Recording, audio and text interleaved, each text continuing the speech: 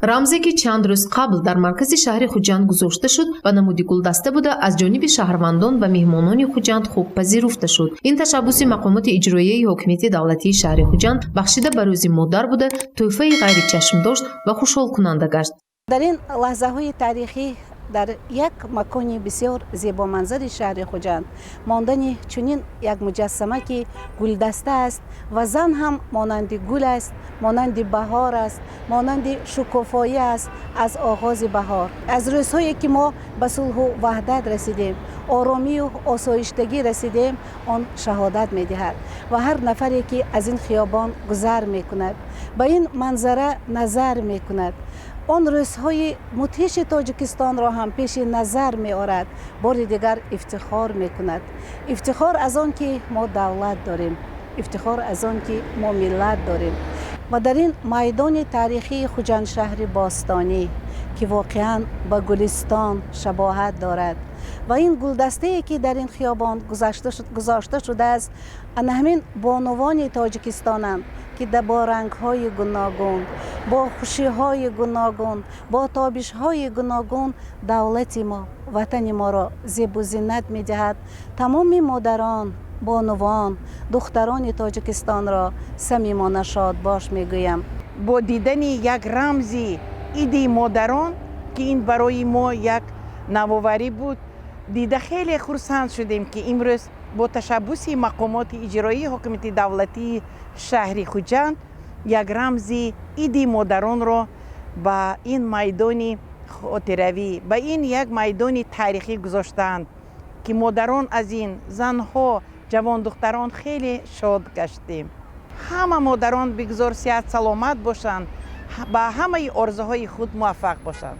дар маркази шаҳри Хуҷанд мо навовариҳои бисёр аҷоибро мебинем ки баҳри ободонии кишвар, баҳри шукуфоии занҳо, баҳри баланд бардоштани рӯҳияи занони мо имрӯз чунин гулдастаи рангоранги шукуфон барои занони мо имрӯз аз тарафи мақомоти иҷроии ҳокимияти давлатии шаҳри Хуҷанд бисёр як иқдоми нек аст ки дар арафаи иди занон, иди модарон барои якояки занони кишвар як тӯҳфае оварданд ки бисёр ба моён, ба шаҳрвандон бисёр писанд омад. ин тӯҳфаи рамзӣ дар маркази шаҳр ягона набуда, субҳи имрӯз барои занони фаъоли Хуҷанд шаҳр чорабинии бошукӯҳ ташкил карда шуд. Чорабинии идона дар Кохи Фарҳанги Суғдиён баргузор гардид. Занону модарон бонувони фаъолро ҷавонон бо гулҳои баҳорӣ пешвоз гирифтанд. дар шафати даромадгоҳ гӯшае барои аксбардории модарон ташкил шуда буд. аз ин лаҳзаҳои тантанавӣ бонувон аксҳои хотиравӣ бардоштанд. қисмати расмии чорабинии идонаро бахшида ба Рӯзи Модар иҷрокунандаи вазифаи раиси шаҳри Хуҷанд Фирдавс Шарифзода ифтитоҳ намуд. қабл аз ҳама табрикоти раиси вилояти Суғдро муовини раиси вилоят Анвар Яъқубӣ ба диққати ҳозирин расонид. Зани тоҷик ҳамеша толиби сулҳу ваҳдат, ободӣ ва оромии диёр буда, ин рисолат раҳнамои рӯзгори бонувони мост. бигзор дилҳои шумо ҳамеша монанди чашмаҳои ҷӯшон поку мусаффо ва мисли табиати ҳамешабаҳори Тоҷикистони азизамон зебову муҷалло бошад. идатон муборак бонувон ва хоҳарони азиз. раиси вилоят ҳаҷабоҳ. иҷрокунандаи вазифаи раиси шаҳри Хуҷанд Фирдавс Шарифзода зимни баромади худ дар бораи бузургии зан, модар, тарбиятгар ёдовар гашта саҳми занону бонувонро дар пешрафти хоҷагии халқи шаҳри Хуҷанд назаррас арзёбӣ намуд. сиришки занону модарони рӯи олам аз покиву зебоӣ, рисолати зиндагисозӣ ва эҳсоси гарму ҷонбахш офарида шудааст. аз ин рӯ мо ин рӯзи фараҳбахшро ҳамеша бо хушҳоливу нишоти хоса истиқбол мегирем, зеро нақш ва мақоми зан дар ҳамаи давру замонҳо дар ҳаёти ҷомеаи башарӣ ҳамчун офарандаи ҳаёт, пайвандгари наслҳо ва низомбахши рӯзгор ниҳоят бузург аст.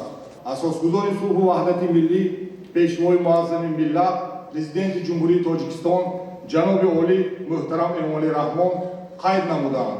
имрӯз ҷомеаи Тоҷикистон дар симои зан на танҳо модар, хоҳар ва ҳамсар, балки сиёсатмадори шинохта, донишманди асил, сарвари муваффақ, соҳибкори саховатпеша, табиби ҳозир корманди поквиҷдони мақомоти ҳифзи ҳуқуқ, ҳомии ватан, бинокори номдор, мураббии наслҳо ва ҳамшираи меҳрубонро мебинад, ки ин мояи ифтихори ҳар яки мову шумо мебошад.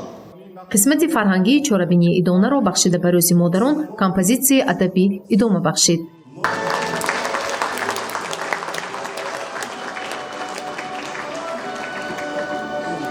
من همچون یک مادر تاجیک عرض و سپاس و منتداری بی‌پایان خویش را به اساسگذار صلح و وحدت ملی، پیشوای معظم ملت، پرزیدنت جمهوری تاجیکستان محترم امامعلی رحمان می‌رسانم. санъаткорон бо сурудҳояшон ки бештар дар васфу ситоиши модар буд, таби ҳозиринро болида намуданд.